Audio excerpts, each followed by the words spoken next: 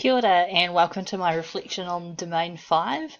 Probably of all the domains, this is the one that I felt the most overwhelmed about. I actually skipped this one and went on to Domain 6 because I felt more confident in that area.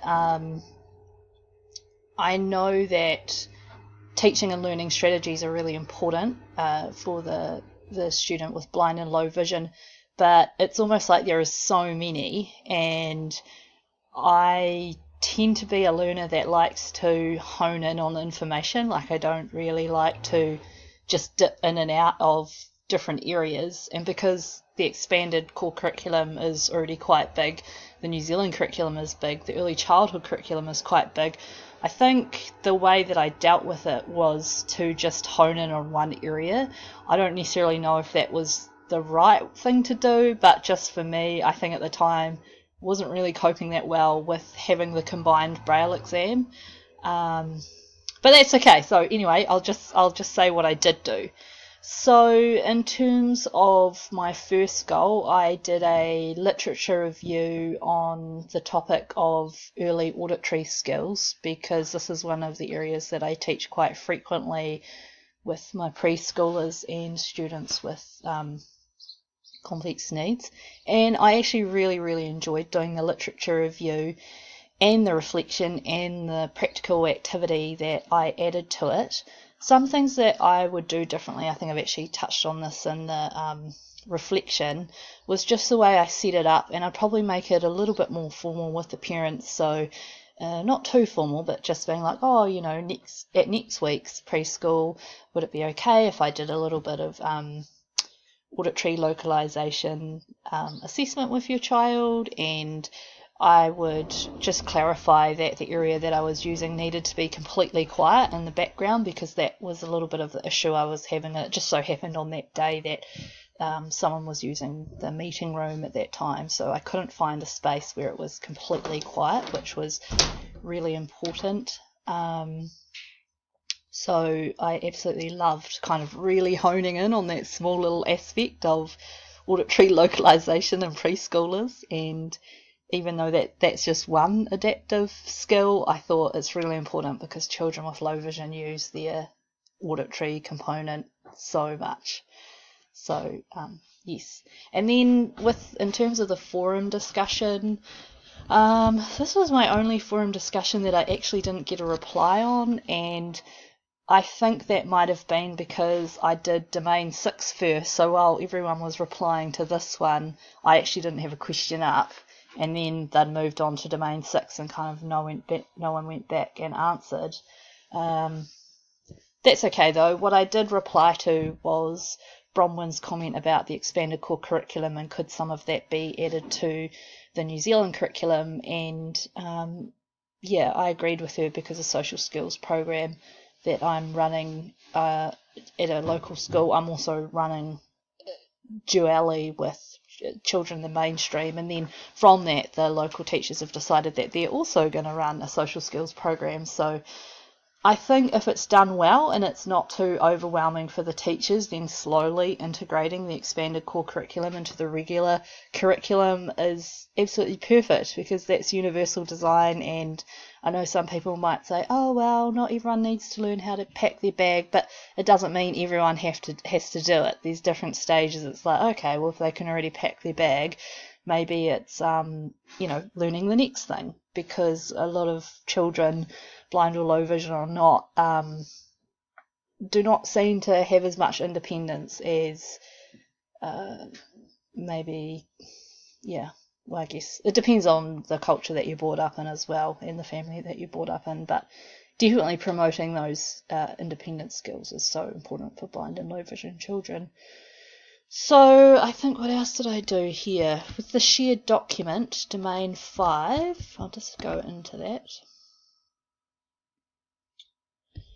Oh yeah, this is really great. I'm so lucky to be collaborating with so many talented people, and I think that's a real strength of this year's intake, is our ability to collaborate together. So, and such insightful teachers. So in this one, I decided to do science because I'm already an art teacher and I do music with the preschoolers. So I thought, I need to do something different. So I did science, and then I also touched a little bit on sensory development. Really, just the book that I use, my go-to book.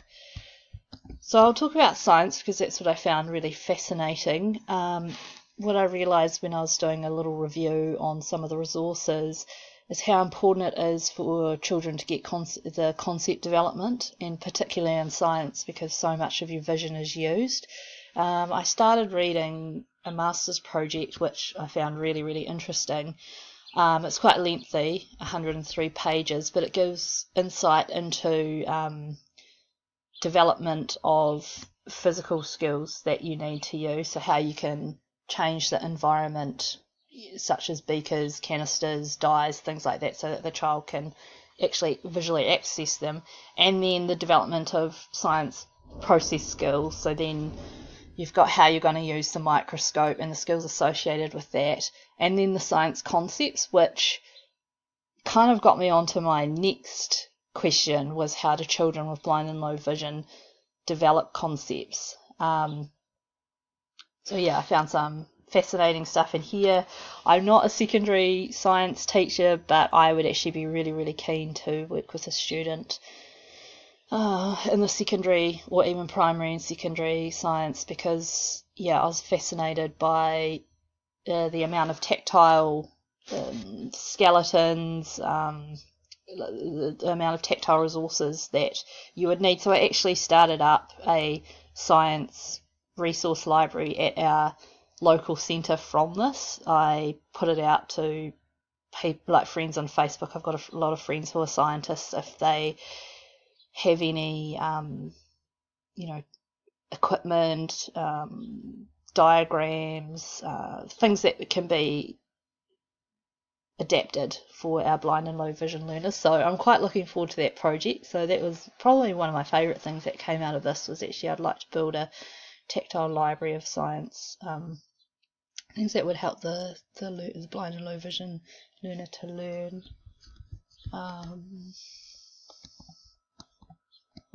Sorry, I'm just going back.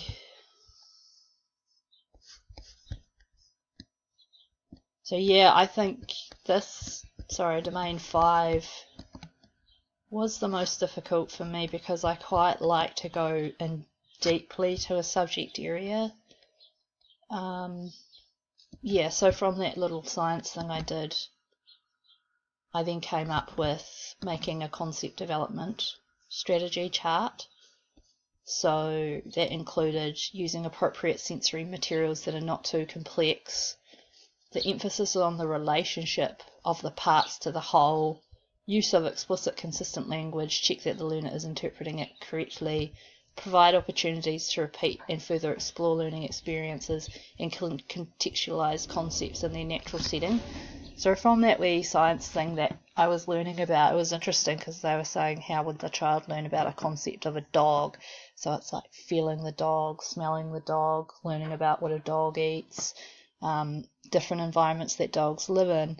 And then it gave an example of a child petting a dog, and it was a different type of dog, like a tiny little one compared to a big one, and she was like, oh, is this a dog? And it is a dog, but you've got to make sure that you're teaching the child, particularly in this one, provide opportunities to repeat and further explore learning experiences, because I guess if the child doesn't have anything to compare with, you've got to create that library in their mind of what is a dog. And even just learning what a dog is emphasizing the relationships of the part to the whole. So it's like they might feel the paw, they might feel the ear, they might feel the tail. How does that relate to the whole? How does that relate to the concept of a dog? So that's what I found really, really interesting in this area, and I'd like to look into this more. I think it would be a really great inquiry for me, particularly in terms of when I'm working with the students who do not have complex needs, because that is often a lot of my focus. So maybe that was another part of why I was a little bit avoidant in this area. I think probably lastly, the thing that would help me the most in this area is a way to compartmentalize all this information, and it could be a discussion that I would have with my senior teacher where I'm sure there must be checklists at work that look at different adaptive areas, and so that you can kind of tick off all the environmental areas, all of the delivery areas, all of the material areas, so that, because there's so many different things, and you'd need to have like a checklist in each curriculum area, and then also in the expanded core curriculum. Like, I honestly see adaptation as such a huge thing that it was kind of a little bit overwhelming, but that's all right. I did what I could, particularly with the Braille at the same time. I was kind of like, oh, so that Braille was so detailed, and anyway, that's just how I am. So thanks for watching and listening to my reflection.